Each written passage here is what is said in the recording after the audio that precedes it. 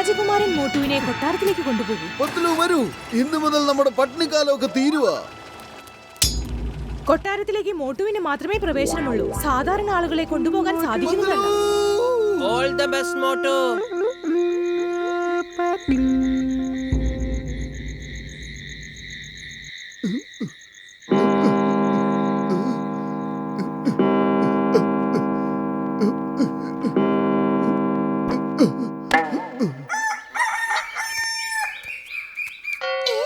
രാജകുമാരൻ എന്താ സംഭവിച്ചു? ആരെങ്കിലും വരൂ, ഒന്ന് സഹായിക്കൂ, സഹായിക്കൂ.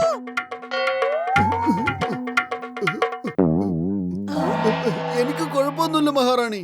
ഇത്രയും വലിയ പട്ടുമെത്തയിൽ കിടക്കുമ്പോ എനിക്ക് ഉറക്കം വരുന്നില്ല. അതുകൊണ്ടാ ഇങ്ങനെ തറയിൽ കിടന്ന് ഉറങ്ങിയത്.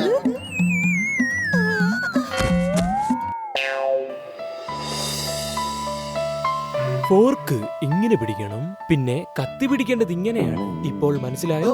മനസ്സിലായി. പക്ഷെ മുകളിലുള്ളവൻ ഭക്ഷണം കഴിക്കാനല്ലേ നമുക്ക് കൈ തന്നിരിക്കുന്നത്. പിന്നെന്തിനാ ഈ കമ്പും കോലൊക്കെ വെച്ച് കഴിക്കുന്നേ?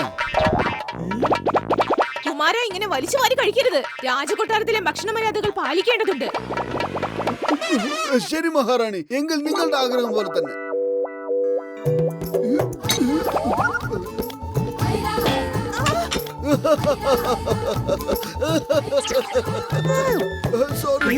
സോറി.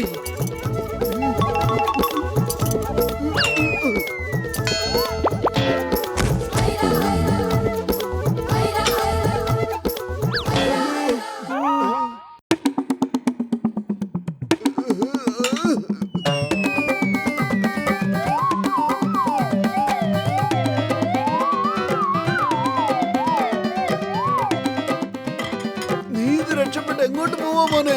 മോട്ടുവിന്റെ കയ്യിൽ നിന്ന് രക്ഷപ്പെടുന്നത് ഇച്ചിരി പ്രയാസമുള്ള കാര്യമാ.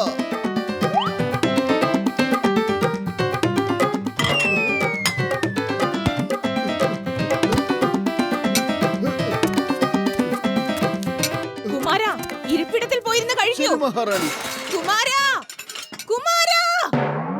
രാജാവേ, ഞങ്ങൾ എത്രയോ വർഷമായിട്ട് അങ്ങേ കാത്തിരിക്കുകയായിരുന്നു. അങ്ങയുടെ ഒരു പ്രതിമ വെച്ചിട്ടാണ് ഞങ്ങൾ രാജ്യഭരണം നടത്തിക്കൊണ്ടിരുന്നത് ഇത്രയും നാള്. എന്റെ അമ്മോ, മോട്ടു ഇവന്മാരെ മഹാരാജാവാണെന്നാണല്ലോ പറയുന്നത്.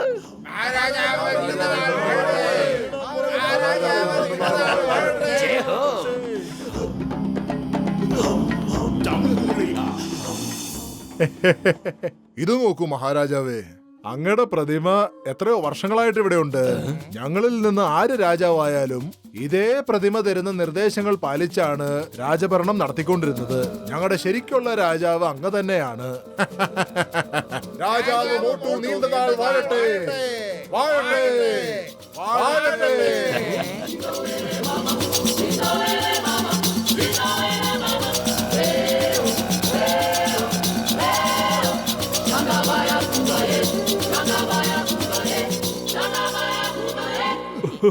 കൊള്ളാം, ഇതല്ലേ രാജകീയ ജീവിതം.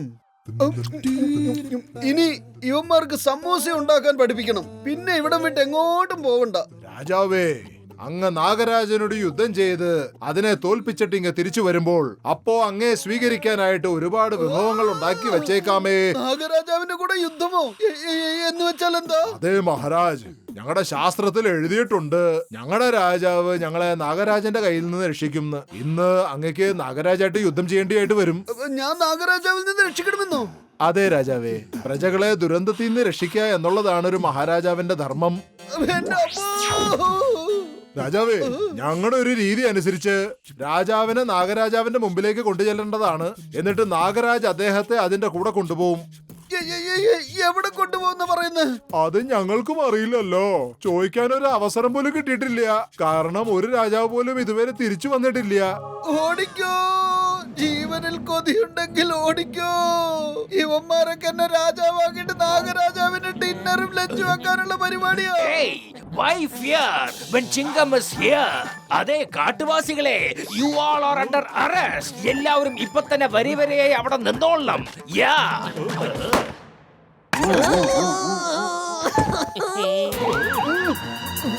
ചിങ്കം സാറേ,